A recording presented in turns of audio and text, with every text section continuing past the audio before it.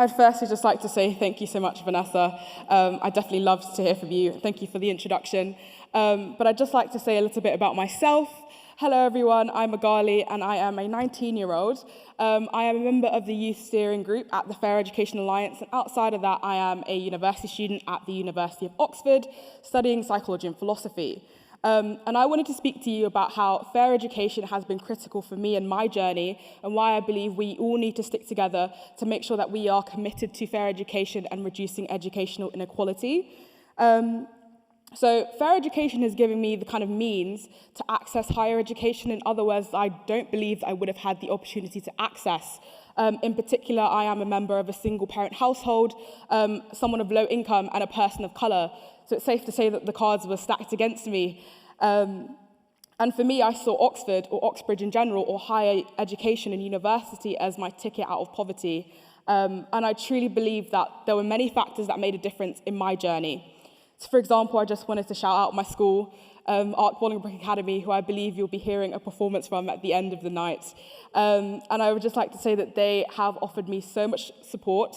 So for example, they signed me up to Project Oxbridge, which allowed me to get a mentor that basically taught me more about the Oxbridge application process. We were also part of the Elephant Group, where we had lots of practice, lots of interview stuff, and preparation. I also would like to shout out many of the charities in the third sector that helped me to get to where I am today. So for example, Causeway Education, Universify, who I did the summer school for, and I now can proudly say that I volunteer for to help young people get into the minds of university and higher education, and summer schools at the Sutton Trust, for example. But I think it's most important for me to highlight what I think was a really big factor in my success, which was my own motivation. So all those charities that I named, many of them I didn't find through my school. Instead, I went out of my own way to go and find these different charities because I saw them as ways to help me get to my goal, which was to ultimately get to Oxbridge. And although I am a success story, someone from low income, single parent household, etc., I do want to say and make it clear that I do not believe that the education system right now is a one-size-fits-all approach.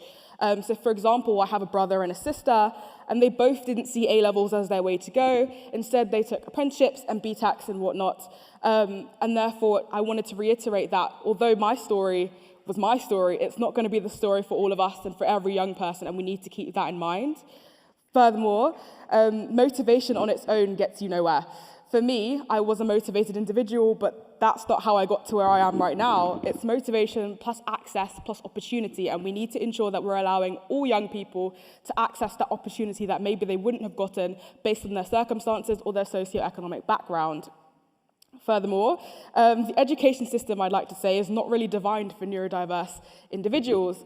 So myself, I am dyspraxic, and I was diagnosed with dyspraxia in my first year of university, and that is a neurodevelopmental disorder which affects motor coordination. And for me, I'd like to say that growing up in a system that favors neurotypical individuals, it hasn't actually been the easiest ride, education, and especially to where I am right now in my second year of university at Oxford. And overall, I just wanted to emphasize that our education system is in need of much reform. It needs to ensure that people who do not fit that standard or that stereotype, be it whether because they are a person of colour, or they come from a low income, or they have a disability, or even all of those, I believe that they should be catered for in our education system because they deserve it. All young people deserve it. I'd just like to say that I believe that fair education is vital, mainly because I feel like the world could be missing out on so much talent that young people have to offer if we aren't giving them the opportunity to reach the places they need to reach. So for example, at the University of Oxford, you may have heard that the university designs things like vaccines, and I think in my head, well, if there are young people who are talented but don't have the opportunity to reach these places, we could be missing out on the next Einstein, or the person who makes the cure for cancer, and we won't even know it. Furthermore, I care about justice, and for me, it's not fair that these young people like me, have had their path chosen for them by factors that they had no say in. So for example, before I was born, it was already decided for me that I came from a low-income background, or that I was a person of colour, and it's not fair that these circumstances choose or dictate where I go in life after that. Overall, I believe it's all of our duties to work together to ensure that education becomes fairer, so we can ensure that young people are at the forefront of those conversations and make sure we're making a better world for all of them and a fairer education system to ensure that all of us can work together. Thank you.